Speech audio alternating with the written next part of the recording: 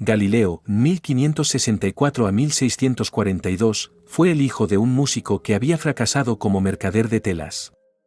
Su padre tenía la intención de que se convirtiera en médico, pero en su lugar decidió estudiar matemáticas. Las difíciles circunstancias económicas hasta la mediana edad y el bajo estatus de los matemáticos ayudaron a motivar a Galileo a mejorar constantemente su posición y reputación.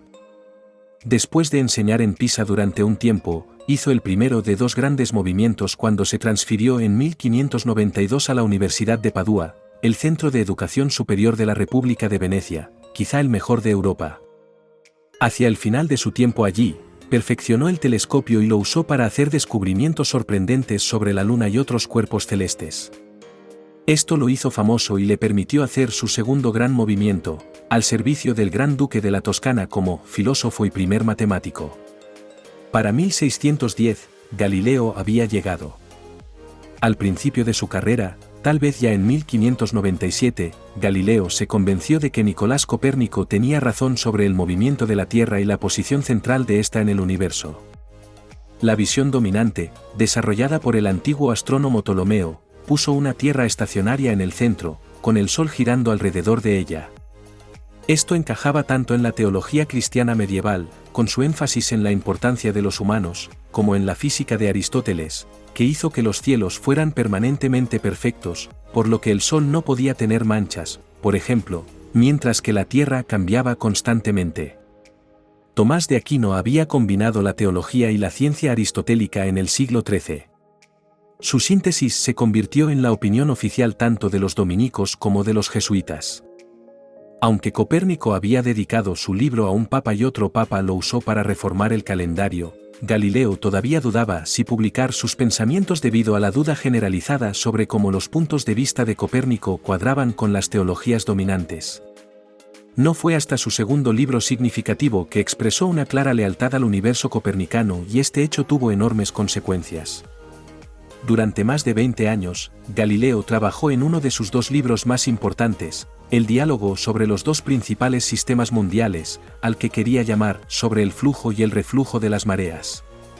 Ese fue uno de sus argumentos favoritos que demostraba que la Tierra se movía, sacudiendo los océanos como el agua en una bañera. Estaba equivocado, pero eso no le impidió insistir en que tenía razón. Galileo siempre estuvo muy seguro de sí mismo, tan seguro como lo estaba de que estaba rodeado de enemigos que no podían ni acercarse a entender su brillantez. En una cultura del cara a cara como la de la Italia del Renacimiento tardío, muchas personas se comportaban de maneras que nosotros pensaríamos a día de hoy como arrogantes. Sus acciones fueron el resultado de la gran importancia de la noble virtud del honor en una sociedad obsesionada con el estatus y la jerarquía. Esta combinación produjo, por un lado, una notable autoafirmación una vez llamada individualismo renacentista y, por el otro, una deferencia igualmente notable.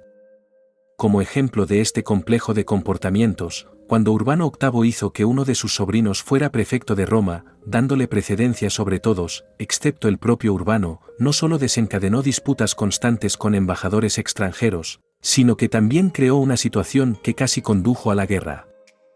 Galileo casi podría igualar a Urbano con este tipo de comportamiento, aunque fuese a una escala mucho más pequeña.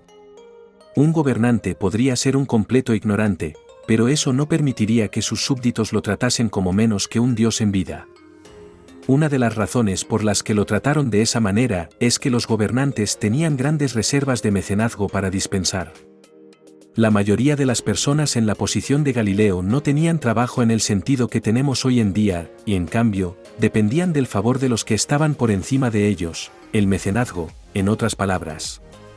Puede que los hombres como Galileo no siempre hayan sido felices haciendo de clientes y cortesanos, pero al menos para Galileo fue mejor que enseñar.